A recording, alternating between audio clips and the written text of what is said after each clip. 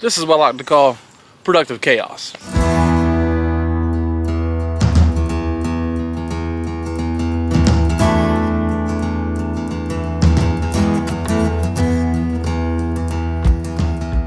Hey, how's it going, everybody? Welcome back to Art of Creation Homestead. We're out here, and I just was looking around. I was watering. Got to do some mowing later. I haven't had to mow the dang yard in like a month. I'm sorry, because of no rain. But I've had to do a lot of watering because of no rain. And I noticed something. You know, we always have these visions of grandeur when you plant your garden. That it's gonna be so beautiful and nice and neat and organized and productive, and it's gonna be all these things, right?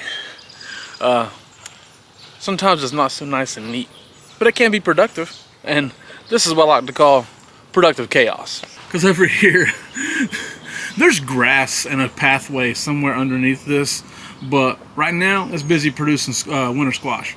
there's cushaw over here. It's the green striped cushaw. Amazing thing to grow.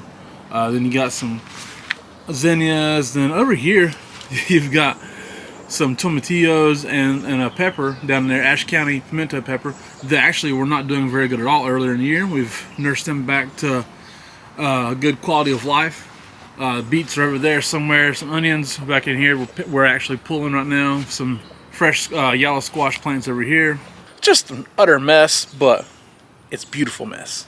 We were actually pulling some of these onions because they're drying up. The necks are breaking over, and some of them stayed small. Some of them are bigger. I mean, some of them aren't ready to harvest yet. This one I don't believe is. No, it's not ready yet, I don't think.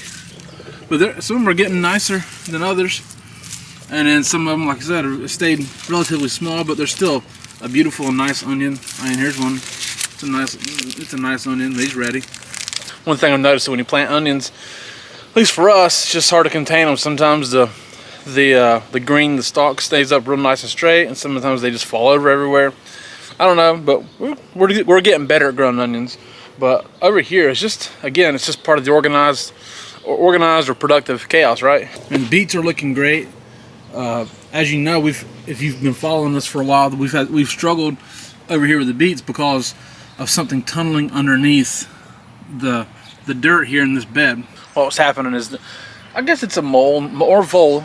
I don't know exactly what, but it's been tunneling underneath and is disturbing the seeds and like uprooting a lot of them when they were just germinating. And it was a big struggle for a long time. I kept having to come back and put them in or redo what I'd already done.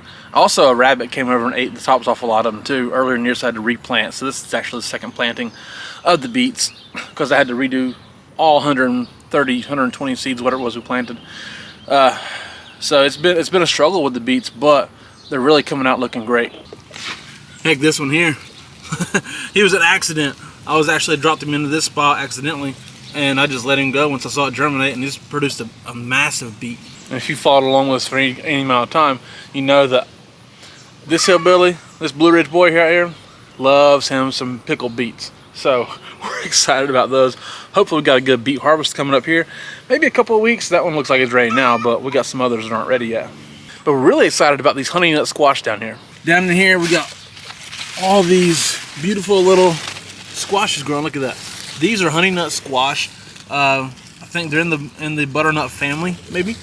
They're kind of a new thing. People are growing this. People have been growing lately. They're supposed to stay like personal sized and have a really sweet, beautiful flavor. They look to be a massive producer. They're really putting out a lot of fruit over here, because a squash is a fruit because it has a blossom, it has to get pollinated. But they really put out a lot of fruit. You can see. Oh man, here's some more. Here, even a little one. This little girl just come on.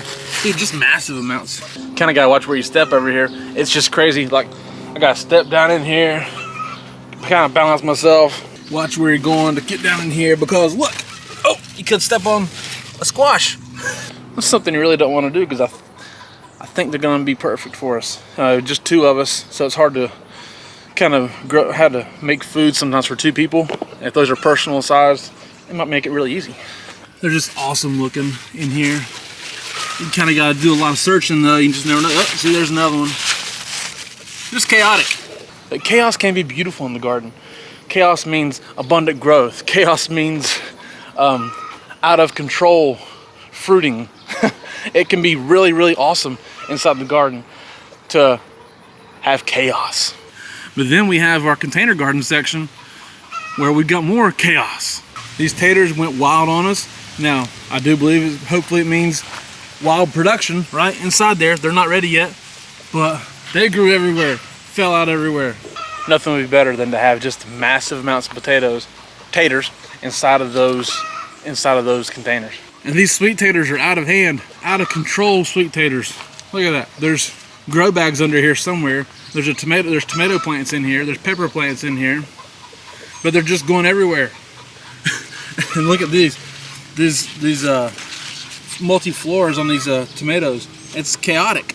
Productive chaos. Productive chaos is what we're going to be calling this. Because while it's all just an absolute insanity in there, it's got to be productive too. I mean, you see all that growth.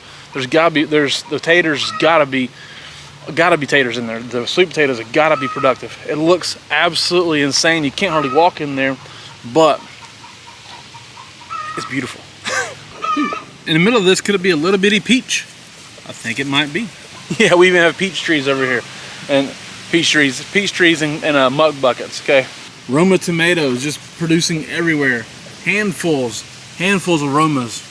It's nuts. Peanuts. This is peanuts. Here's the way they're growing. They're kind of growing crazy. You never really know exactly what you got until it's time to harvest, and then you dump it out and see what's happening.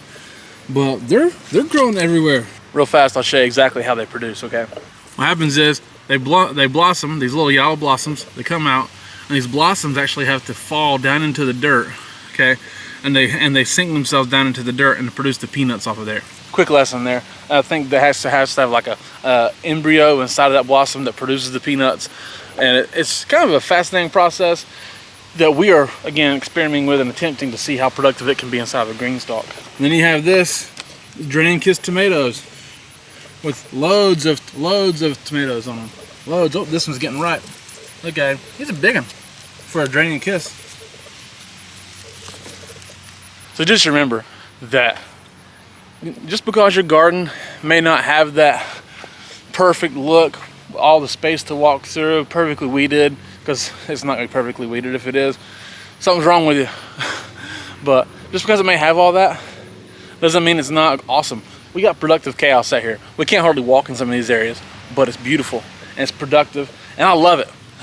So thank you guys so much for watching. We do appreciate it. My name is Jason. This is Art Creation Homestead. We love y'all. God bless you. Goodbye.